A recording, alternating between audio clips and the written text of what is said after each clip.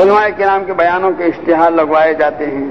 اس میں انشاءاللہ لکھتے ہیں، اور وہی اشتہار 2-4 روز بعد راستوں پر پڑے رہتے ہیں۔ اللہ کے نام کی بے ادبی ہوتی ہے،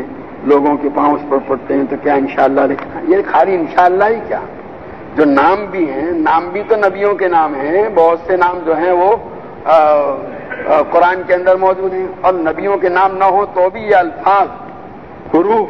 جو ہیں، ان حروف کو بھی تو اس طرح جو ہے زمین پر ڈال دینا جو ہے اس کے ہوں، جس سے اس کی بے حرمتی ہو جائز نہیں ہے۔ اس لیے خالی انشاءاللہ لکھنے کی وجہ سے نہیں، بلکہ کسی کوئی بھی تحریر، لکھان جس کو کہتے ہیں، وہ اس طرح زمین کے اوپر پھینکنے کی اجازت نہیں ہے۔ حالات کے خالی کاغذ جس پر لکھا جائے، لکھا ہوا نہیں ہے، خالی ہے، تو کیونکہ وہ بھی آلات علم میں سے، علم کے اسباب میں سے ہے، اس لیے اس کا اکرام کرنا ضروری ہے، اور اس کو اس طرح پھینکنے کی اجازت نہیں دی گئی ہے، اس لیے اس کا خیال رکھا جائے۔ ہمارے اکابر تو اتنا، حضرت مجدد الفسانی رحمت اللہ علیہ کے حالات میں لکھا ہے کہ ایک مرتبہ بیت الخلا تشریف لے جا رہے تھے۔ پہلے زمانے میں قلم جو وہ کتے والا قلم ہوتا تھا اس سے لکھتے تھے، اور کبھی یہ ہوتا تھا کہ اس کا یہ جم جاتا تھا تو اس کو یہ کرنے کے لیے ناخن کے اوپر یوں دباتے تھے، جیسے وہ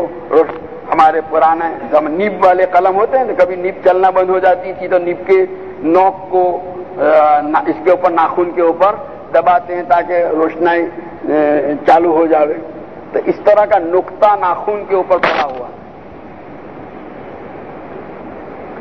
بیت الخلا میں جا رہے تھے، نظر پڑ گئی، اندر ایک پاؤں داخل کر چکے تھے، تو کہا یہ تو باہر نکل آئے، اور اس کو دھویا، اس کے بعد کہے کہ یہ تو علم کی چیز ہے۔ اس حالت میں اس کو کھلا لیے ہوئے وہاں بیت الخلا میں جانا درست نہیں۔ جتنا ادب کرتے تھے تو اللہ تعالیٰ نے ایسا نوازا بھی۔ ہمارا حال تو ہے کہ بیت الخلا میں ساری دنیا کی خبریں لکھی جاتی ہیں، نام لکھے جاتے ہیں۔ بھائی کسی کا نام عبداللہ لکھا نا، تو عبداللہ میں اللہ ہے، جیسے انشاءاللہ میں اللہ ہے اس میں، اور نام میں اللہ نہ بھی آیا ہو، خالی یعقوب لکھا، تو یعقوب بھی تو آخر قرآن کا لفظ ہے، نبیوں کے ناموں میں سے ایک نام ہے، تو وہ اب بیت الخلا میں تو بولنے سے بھی منع کیا گیا، اور یہ لکھا ہوا ہمیشہ رہے گا وہاں پر۔